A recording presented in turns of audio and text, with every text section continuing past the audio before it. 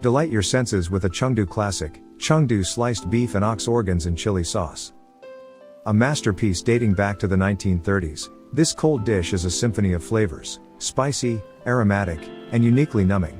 Imagine a culinary canvas where pot-stewed scalps, hearts, tongues, and tripe of ox are meticulously sliced into delicate, paper-thin pieces. These tender morsels become the centerpiece, adorned with a tantalizing sauce that harmonizes the bold notes of chili oil, ground peppers, and a medley of secret condiments. This appetizing creation, hailed as a culinary gem, holds the prestigious title of Appetizer of the Year by GQ magazine in the USA in 2017. A testament to its global appeal, this dish transcends borders to captivate taste buds with its exquisite blend of textures and flavors. As you savor each bite, the dish unfolds like a culinary sonnet, the spicy warmth, the aromatic dance of spices, and the subtle numbness that follows.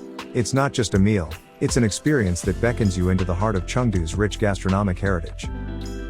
Sliced beef and ox organs in chili sauce, an appetizing journey that transcends time, a dish that has stood the test of culinary evolution, earning its rightful place as a celebrated delicacy both in Chengdu and across the oceans. If you like Sichuan cuisine, you should definitely give this a try. Here are the ingredients that I am going to use today: boneless beef shank, beef heart and 2 kinds of beef tripe, honeycomb tripe and book tripe. The book tripe is easy to identify. The thin layers look like a book. This is my favorite tripe out of all 4 kinds that are available. It's got that nice crunchy texture. Put everything in the big pot. The heart, the shank and 2 kinds of tripe. Soak them in clean room temperature water for at least 3 hours. If you have time, you can let it sit in the fridge overnight. Animal organs usually have an unpleasant smell, so soaking them certainly will help to remove that. Cover it and let it sit for at least 3 hours. While waiting, you have plenty of time to prepare the spices. You will need 2 pieces of star anise, 1 piece of cinnamon stick, 2 pieces of bay leaves, 1 piece of black cardamom which should be slightly crushed, 2 teaspoons of Sichuan peppercorn, ½ teaspoon of fennel seeds, 2 pieces of cloves, 3 pieces of red dry chilies, 1 piece of dried galangal root, 4 pieces of Campharia galanga. It is also known as sand ginger. You can put all the spices into a spice bag or a mesh ball that is ideal for spices. I have added a link in the description to this product. If you are interested, go check it out. Now let's return to the soaking ingredients. Take everything out of the pot and discard all the colored water. Put all the beef parts back into the pot except the book tripe. Why? Because book tripe only needs less than 2 minutes cooking. Just keep soaking it in clean water and set it in the fridge, while the other ingredients are braising. Fill the pot again with clean water and boil. Take everything out and switch to a new pot.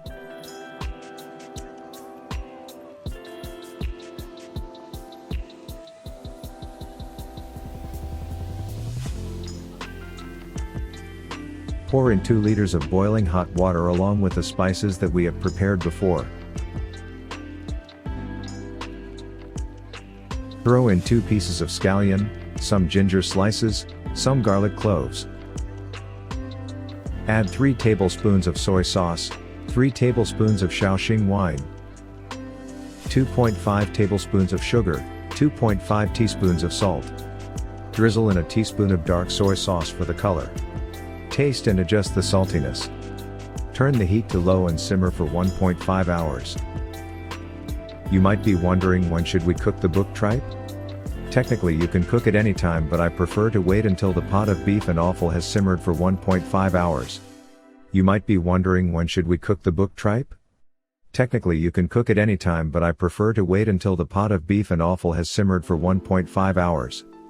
This way you can cook the book tripe in the flavorful brine. Move it around to make sure it cooks evenly in less than a minute.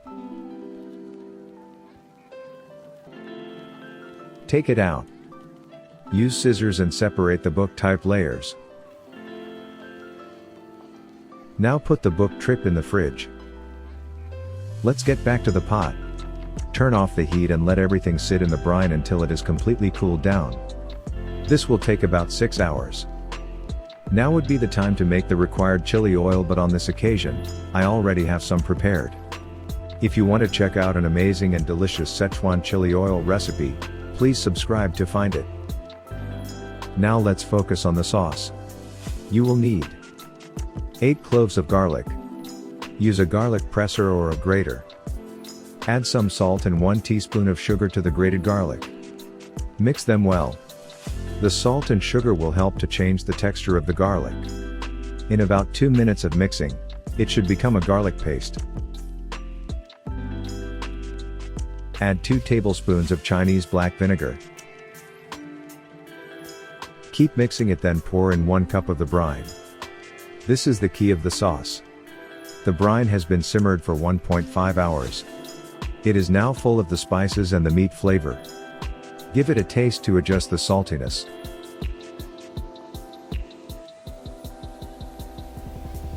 You may find it saltier than what you normally like, but that bodes well for the end result. When the flavor is right, you can add the chili oil. You can use less, but don't even think about skipping the chili oil. The sauce doesn't taste good without it. The hotness from the chili is not the main thing that we are looking for. The complex aroma and flavors in the oil are the keys that bring this dish to another level.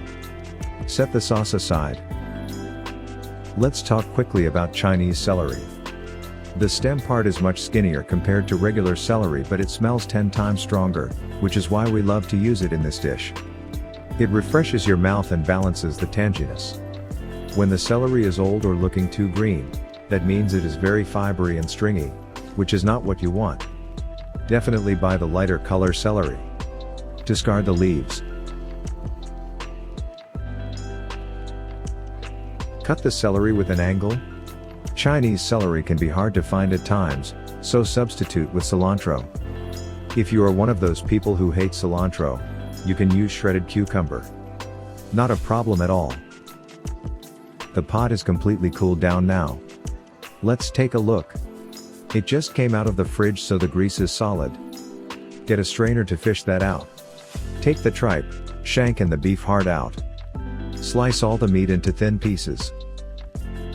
If you are wondering, why do I need to wait for the meat to cool down?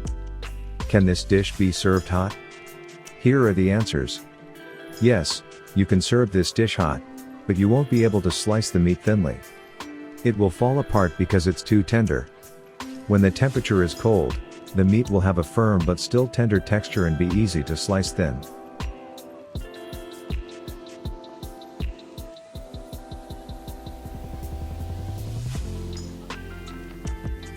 Once you have a layer of meat in order, you can just randomly fill up the rest of the space with the meat. Then put some celery on the top. This recipe is enough to serve 5 to 6 people. Cover the bowl with a plate. Flip it over. Garnish it with cilantro. Pour the sauce over it.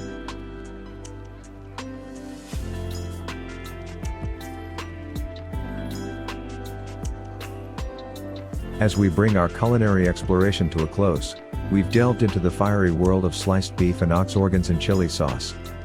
Each slice tells a tale of Chengdu's bold flavors, where the rich tapestry of spices transforms a simple dish into a gastronomic masterpiece.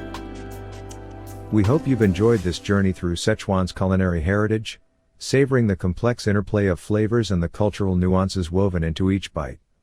From the sizzling chili-infused sauce to the tender slices of beef and ox organs, this dish is a testament to Chengdu's culinary prowess. If you've relished this culinary adventure, don't forget to like, subscribe, and hit that notification bell. Stay tuned for more delectable episodes, as we continue to explore the world's culinary wonders and pair them with the perfect wine selections. Thank you for joining us on this flavor-packed journey. Until our next adventure, this is Travel Food Wine, signing off with a spice-laden farewell.